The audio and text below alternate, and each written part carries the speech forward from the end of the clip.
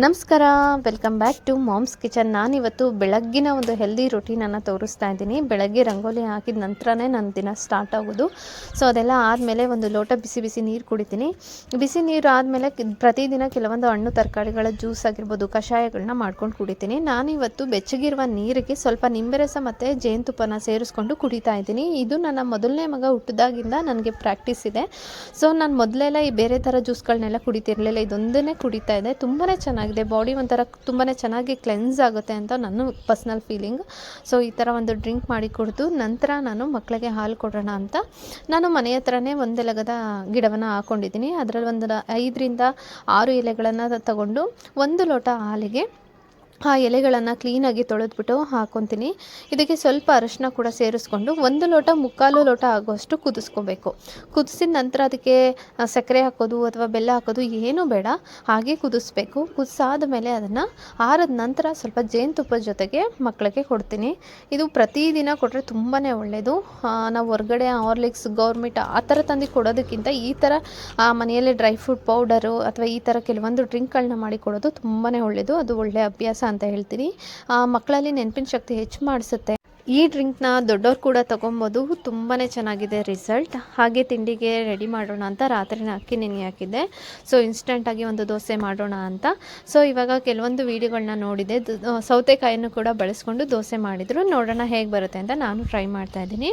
ಇಲ್ಲಿ 1 ಲೋಟದಷ್ಟು ಅಕ್ಕಿಯನ್ನು ಹಾಕ್ಕೊಂಡಿದ್ದೀನಿ. ಅದಕ್ಕೊಂದು ಅರ್ಧ ಸೌತೆಕಾಯಿನ ಸೇರಿಸ್ಕೊಂಡು ಸ್ವಲ್ಪ ಫ್ರೆಶ್ ಆಗಿರುವಂಥ ಕಾಯಿ ತುರಿ ಹಾಗೆ ಸ್ವಲ್ಪ ಅನ್ನನೂ ಕೂಡ ಸೇರಿಸ್ಕೊಂಡು ಅದನ್ನು ನೈಸಾಗಿ ರುಬ್ಬಿಟ್ಟು ಎಷ್ಟು ಬೇಕೋ ಅಗತ್ಯಕ್ಕೆ ತಕ್ಕಷ್ಟು ನೀರನ್ನು ಕೂಡ ಸೇರಿಸಿ ಉಪ್ಪನ್ನು ಕೂಡ ಸೇರಿಸ್ಬಿಟ್ಟು ಒಂದು 10 ನಿಮಿಷ ಅದನ್ನು ಹಾಗೆ ಇಡ್ತೀನಿ. ನಾನಿವಾಗ ಒಂದು ಹೆಲ್ದಿ ಆಗಿರುವಂತಹ ಒಂದು ರಾಗಿ ಸ್ಮೂತಿ ಮಾಡ್ತಾ ಇದ್ದೀನಿ. ಅದಕ್ಕೆ ಒಂದು ದೊಡ್ಡ ಟೇಬಲ್ ಸ್ಪೂನ್ ಅಷ್ಟು ರಾಗಿ ಹಿಟ್ಟನ್ನು ತಗೊಂಡು ಅದನ್ನು ಪ್ಯಾನಲ್ಲಿ ಬಿಸಿ ಮಾಡ್ಕೊತಾ ಇದ್ದೀನಿ. ಸ್ವಲ್ಪ ಬಿಸಿ ಆದಮೇಲೆ ಅದಕ್ಕೆ ಎಷ್ಟು ನೀರು ಬೇಕೋ ಅಷ್ಟನ್ನು ನೀರನ್ನ ಸೇರಿಸ್ಕೊಂಡು ಅದನ್ನು ಹಿಟ್ಟಿನ ಥರ ಕಲಿಸ್ಕೊಂಡು ಬಂದು ಅದಕ್ಕೆ ಅದನ್ನು ಬೇಯಿಸ್ತಾ ಬರಬೇಕು. ಇದನ್ನು ಮೀಡಿಯಮ್ ಫ್ಲೇಮ್ ಅಥವಾ ಲೋ ಫ್ಲೇಮಲ್ಲೇ ಇದನ್ನು ಸ್ವಲ್ಪ ಒಂದು 5 ರಿಂದ 10 ನಿಮಿಷ ಅದನ್ನು ಬೇಯಿಸ್ಕೊಬೇಕಾಗತ್ತೆ.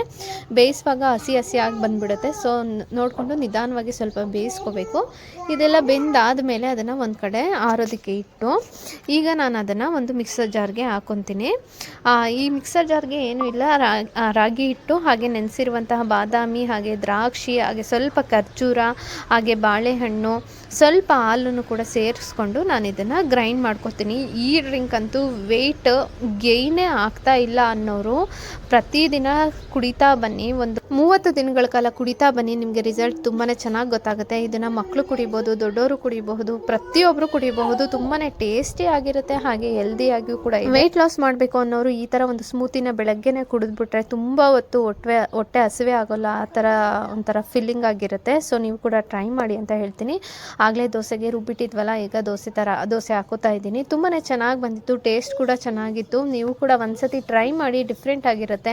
ಸೊ ಒಂದೇ ಥರ ದೋಸೆ ತಿಂದು ಬೇಜಾರಾಗಿರುತ್ತಲ್ವ, ಈ ಥರನೂ ಕೂಡ ಟ್ರೈ ಮಾಡಿ. ನಾನಿವತ್ತು ದೋಸೆ ಮತ್ತು ಟೊಮೊಟೊ ಚಟ್ನಿ ಜೊತೆ ತಿಂತಾ ಇದ್ದೀನಿ. ತುಂಬಾ ಚೆನ್ನಾಗಿತ್ತು ಕಾಂಬಿನೇಷನ್.